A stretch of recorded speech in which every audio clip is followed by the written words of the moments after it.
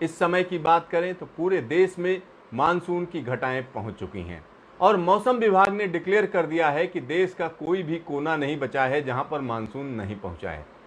ये खबर अपने आप में काफ़ी भरोसा देने वाली खबर है, क्योंकि तमाम निगेटिव चीज़ों के बीच में ये बड़ी पॉजिटिव खबर है। क्योंकि मानसून की जब हम बात करते हैं तो मानसून पर भारत की कृषि व्यवस्था पूरी तरीके से निर्भर है।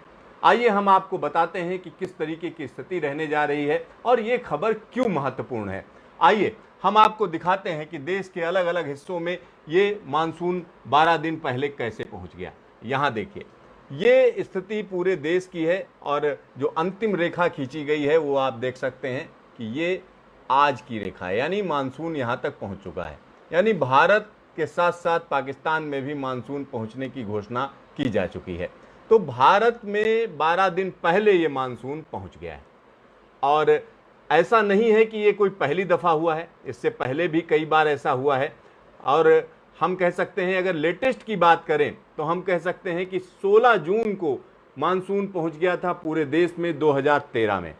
2013 में 16 जून को मानसून पूरे देश में पहुंच गया था और तमाम लोगों को वो घटना भी याद होगी, केदारनाथ में जिस तरीके की स्थिति पैदा हुई थी उसमें हम निश्चित तौर पर ये बात भूल ही गए थे कि मानसून के दौरान ही निश्चित तौर पर केदारनाथ में आपदा हुई थी और उस साल मानसून जबरदस्त रहा था और पूरे देश में समय से पहले पहुंच गया था। और इस बार की अगर हम बात करें तो इस बार मानसून 12 दिन पहले पहुंचा है, पूरे देश को कवर कर लिया है। लेकिन इन सब के बीच में एक दुखद खबर भी है। दुखद खबर यह है कि यूपी यानी पूरे यूपी और बिहार के तमाम इलाकों में बिजली गिरने से हम कह सकते हैं कि सैकड़ों की संख्या में लोग मारे गए हैं। और ये लोग जिन पर बिजली गिरी और उनको तुरंत वहाँ पर हम कह सकते हैं अगर उपचार भी कर दिया जाए तब भी वो ठीक नहीं हो सकते हैं, क्योंकि वजह ये होती है जब आप पर बिजली गिरती है तो आपका शरीर के अंदर डिहाइड्रेशन हो जाता है और ऐसा डैमेज होता है जिसमें आपके जिंदा होने की संभावना काफ़ी कम रह जाती है। तो ये स्थिति वाकई दुर्भाग्यपूर्ण है, क्योंकि मौसम विभाग ने पहले ही बता दिया था कि इस तरीके की स्थिति पैदा होने जा रही है। लेकिन अब क्या किया जा सकता है, क्योंकि अगर हम भारत की बात करें तो इस समय धान की रोपाई चल रही है, जगह जगह पर बारिश शुरू होती है, मानसून शुरू होता है, तमाम मजदूर खेतों में निकलते हैं और जैसे ही आप पानी के पास में होते हैं, यानी ऐसी जगह जहां पर नदी है, तालाब है, पानी है, तो वहां पर बिजली गिरने की संभावना ज़्यादा रहती है। और जब बारिश होती है तो आमतौर पर आदत होती है कि आप पेड़ के नीचे आ जाते हैं, लेकिन जो ऊंचे पेड़ हैं, घने पेड़ हैं, उन पर बिजली गिरने की संभावना कुछ ज़्यादा ही होती है। लिहाजा कभी भी ऐसी स्थिति हो जब आसमान में बिजली कड़क रही हो, आपको नज़र आ रहा हो, तो सबसे बढ़िया तरीका है कि आप अपने घर में चले जाएं, किसी ऐसी जगह पर चले जाएं जो सुरक्षित है। तो सुरक्षित के लिए ये नहीं है कि आप पेड़ के नीचे चले गए, पेड़ के नीचे जाएंगे तो आपका नुकसान होने की संभावना बनी रहेगी। आइए हम आपको आगे बताते हैं कि क्या स्थिति है। तो यहाँ पर अभी की अगर हम बात करें तो अगर पूरे देश की बात करते हैं तो क्या स्थिति चल रही है, जब लाइटनिंग की हम बात कर रहे हैं तो यहाँ पर आप देख सकते हैं कि ये लाइटनिंग अभी भी चल रही है और जबरदस्त तरीके से लाइटनिंग चल रही है। और किस इलाके में चल रही है, तो हम कह सकते हैं कि वो इलाका, इसमें एक बड़ा इलाका मध्य प्रदेश में पड़ रहा है, राजस्थान से सटा हुआ है। साथ ही साथ हम यहाँ पर कह सकते हैं कि वो इलाका जो यूपी का है, खासतौर पर बुंदेलखंड का इलाका है, वहाँ पर जबरदस्त तरीके से इस समय बिजली कड़क रही है। और बिजली कड़कने के साथ इन इलाकों में खतरा भी बढ़ा हुआ है, क्योंकि तमाम लोग जो ओपन में हैं, जो इधर उधर जा रहे हैं, बारिश में भी बिजली कौंध रही है तब भी वो निकल रहे हैं, तो उनके लिए खतरा बढ़ जाता है। तो यहाँ पर हम कह सकते हैं मानसून की एक्टिविटी है। पिछले आधे घंटे में जिन जिन जगहों पर हम कह सकते हैं बिजली कड़क रही है, वो सारा डेटा इसके अंदर आपको नजर आ रहा है। और यहाँ पर निश्चित तौर पर कह सकते हैं मानसून की सक्रियता यहाँ पर सबसे ज़बरदस्त है। लेकिन यहाँ पर स्थिति बदलने जा रही है, यानी अगर हम बिहार की बात करें तो बिहार में स्थिति बदलने जा रही है। अब बिहार में हम कह सकते हैं बिजली गिरने के बाद अब क्या होने जा रहा है, तो वाकई आपके लिए चेतावनी है, खासतौर पर बिहार के लिए चेतावनी है। अगर बारिश इस इलाके में हो रही है और जबरदस्त तरीके से हो रही है, तो ये इलाका आप समझ लीजिए कौन सा है।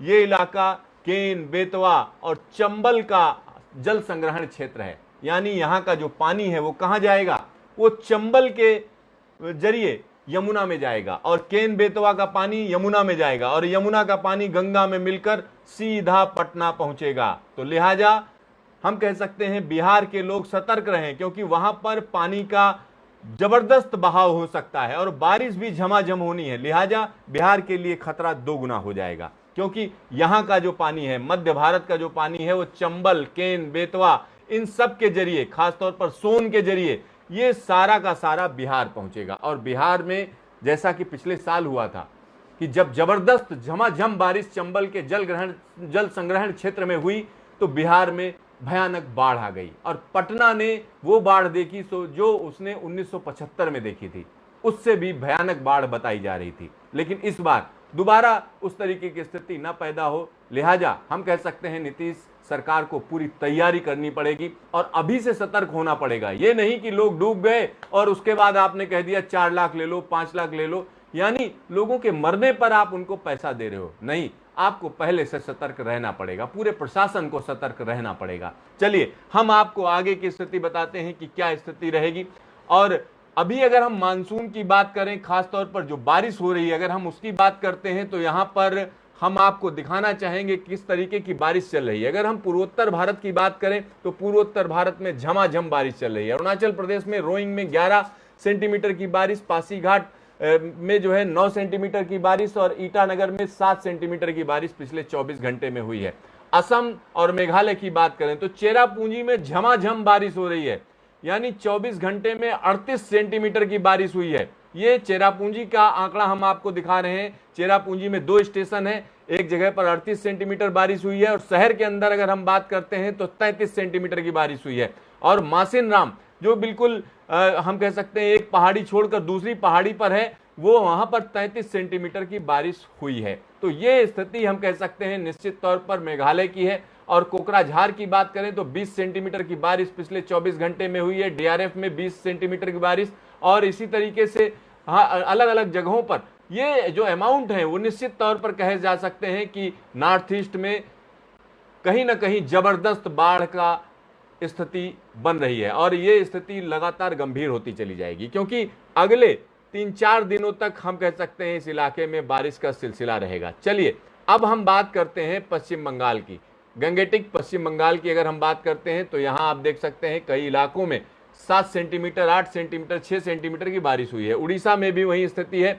और इसी तरीके से झारखंड की बात करें तो झारखंड में जमशेदपुर में 8 सेंटीमीटर की बारिश और अलग अलग इलाकों की आप जो बारिश के अमाउंट है वो देख सकते हैं। बिहार की अब बात कर लेते हैं तो बिहार में पिछले 24 घंटे में जबरदस्त बारिश हुई है। बहादुरगंज में 13 सेंटीमीटर की बारिश हुई है और इसी तरीके से हायाघाट में जो है 13 सेंटीमीटर और इसी के साथ तैयबपुर में हम कह सकते हैं 12 सेंटीमीटर, चैतिया में 12 सेंटीमीटर, इसी तरीके से दाऊदनगर में 12 सेंटीमीटर, बोधगया में 11 सेंटीमीटर। यानी बारिश के अमाउंट आप देखेंगे तो आपको निश्चित तौर पर लगेगा बहुत ज्यादा बारिश हो रही है। ठाकुरगंज में 11 सेंटीमीटर, गया एरो में 11 सेंटीमीटर, इसी तरीके हटवा में 11 सेंटीमीटर, अररिया में 11 सेंटीमीटर, मोतिहारी 10 सेंटीमीटर और इस तरीके की बारिश लगातार जारी रहेगी। ये नहीं है कि बारिश खत्म हो गई, क्योंकि अभी हमने ये अमाउंट इसलिए दिखाए बिहार के क्योंकि बिहार में अगले 2 दिनों तक और ज्यादा बारिश होने की आशंका मौसम विभाग जता रहा है। साथ ही साथ अगर मध्य भारत की बात करें, वहां पर जब जोरदार बारिश होगी तो उसका पानी चंबल में आएगा, साथ ही साथ केन बेतवा में आएगा, सोन में आएगा। ये सारी नदियां यमुना में मिलती हैं और यमुना में मिलने का मतलब आप समझ रहे हैं, यमुना गंगा में मिलती है और गंगा सीधा पटना पहुंचती है। थोड़ी देर पहले उसमें सोन मिलती है, बड़ी बड़ी नदियां मिलती हैं, हम कह सकते हैं सरयू मिलती है और इस तरीके की बड़ी बड़ी नदियां जब वहां मिलती हैं तो गंगा का रूप और विराट हो जाता है। और इस समय अगर हम बारिश के वक्त की बात करें तो निश्चित तौर पर पटना के लिए, खास तौर पर बिहार के तमाम इलाकों में भारी बाढ़ आने का खतरा है, ये हम कह सकते हैं और इसके लिए चेतावनी भी जारी की गई है। आइए हम आपको आगे दिखाते हैं कि किस तरीके की स्थिति है और मौसम विभाग ने जो चेतावनी जारी की है, अगर हम उसकी बात करते हैं किन किन इलाकों के लिए चेतावनी है तो उसको अगर हम देखें तो निश्चित तौर पर कह सकते हैं कि अगर हम चेतावनी की बात करें तो जो चेतावनी जारी की गई है उस चेतावनी को यहां पर हम आपको दिखाना चाहेंगे। ये देखिए, ये अभी भी बारिश जारी है तमाम इलाकों में, हम कह सकते हैं पूर्वी उत्तर प्रदेश, साथ ही साथ बिहार और हम कह सकते हैं पूर्वोत्तर भारत के तमाम इलाकों में रेड अलर्ट है और ये स्थिति हम कह सकते हैं कल भी रहेगी, यानी 24 से 48 घंटे तक बिहार में रेड अलर्ट है। झमाझम बारिश का सिलसिला जारी रहेगा और 28 तारीख को भी रेड अलर्ट है, यानी बिहार के लिए स्थिति अभी फिलहाल सही नहीं होने जा रही है। और इसी के साथ मध्य भारत में भी बारिश का सिलसिला जारी रहेगा, लिहाजा बिहार में लोगों को सतर्क रहना चाहिए। चलिए आइए हम आपको दिखाते हैं कि किस तरीके की स्थिति आगे पैदा होगी। आखिरकार ये हो क्यों रहा है, क्योंकि सवाल ये उठता है जब मानसून आता है तो मानसून इस बार झमाझम है, यानी बारिश की अगर हम बात करें तो अब तक जो बारिश हुई है वो 22% ज्यादा रही है सामान्य से, यानी अगर 100 सेंटीमीटर बारिश होनी थी तो 122 सेंटीमीटर बारिश हो चुकी है। तो ये स्थिति लगातार बनी रहेगी और ये जो स्पेल है मानसून का ये झमाझम है, जबरदस्त है, क्योंकि इस समय की अगर हम बात करें तो कई इलाकों में जोरदार बारिश हो रही। क्यों हो रही है आइए हम आपको समझाते हैं। यहां पर देखिए किस तरीके से विंड डायरेक्शन, अगर विंड डायरेक्शन की हम बात करते हैं तो यहां वेस्टर्ली है, ये देखिए वेस्टर्ली है, लेकिन ये वेस्टर्ली उस तरीके की वेस्टर्ली नहीं है कि पाकिस्तान से आ रही है। ये कहां से, अरब सागर से नमी उठाती हुई राजस्थान के ऊपर से होती हुई यहां पर पहुंच रही है। और यहां से क्या हो रहा है, ये देखिए मानसून की हवाएं हैं जिनका आपस में टकराव हो रहा है, इस इलाके में टकराव हो रहा है और ये इधर से घूम रही हैं। और इसी वजह से मानसून का जो ट्रफ है वो कहा जा रहा है कि हिमालय के फुटहिल में है, और हिमालय के फुटहिल में होने का मतलब है वो तमाम जगहें जो हिमालय की तलहटी में है वहां झमाझम बारिश का सिलसिला रहेगा और ये सिलसिला थमने नहीं जा रहा है। यहाँ एक तरफ वेस्टर्न घाट पर झमाझम बारिश रहेगी, वहीं हम कह सकते हैं तमाम इलाके हैं जिनमें जबरदस्त तरीके की बारिश रहेगी। ये देखिए ये बिहार के इलाके हम आपको दिखा रहे हैं, 27 तारीख की स्थिति हम आपको बता रहे हैं और साथ ही साथ पूर्वोत्तर भारत की हम बात कर रहे हैं, बहुत जबरदस्त बारिश है। चलिए आगे की हम स्थिति दिखाते हैं। ये देखिए ये पूरी तरीके से पूर्वी उत्तर प्रदेश और साथ ही साथ बिहार भी आ गया। ये 28 तारीख की स्थिति है, वहां पर बहुत जबरदस्त बारिश है। और उसके बाद की अगर हम बात करते हैं, ये देखिए ये जो एक कम दबाव का क्षेत्र बना हुआ है ये बड़ी तेजी से हम कह सकते हैं यूपी के वेस्टर्न पार्ट की तरफ चलेगा और साथ ही साथ दिल्ली पहुंचेगा, यानी हम कह सकते हैं 29 तारीख को तमाम इलाकों में, दिल्ली समेत पश्चिम उत्तर प्रदेश के तमाम इलाकों में जबरदस्त बारिश होगी। और उसके बाद की बात करें तो ये सिस्टम लगातार बना हुआ है, तो वाकई यहां पर चिंता की बात है। और एक सिस्टम बना है उसके बाद दूसरा सिस्टम भी पीछे से आ रहा है। ये देखिए सीधा 90 डिग्री पर हवाएं चल रही हैं और बड़ी तेजी से हिमालय से टकराएंगी और बदल कर मौसम रख देंगी। और उसके बाद की अगर हम बात करते हैं, ये हम जुलाई में पहुंच चुके हैं और 3 जुलाई की स्थिति हम आपको दिखा रहे हैं, तो बारिश रुक नहीं रही है, यानी बिहार और यूपी के लिए स्थिति गंभीर है। साथ ही साथ मध्य भारत की बात करें तो वहां पर भी बारिश का सिलसिला जारी रहेगा।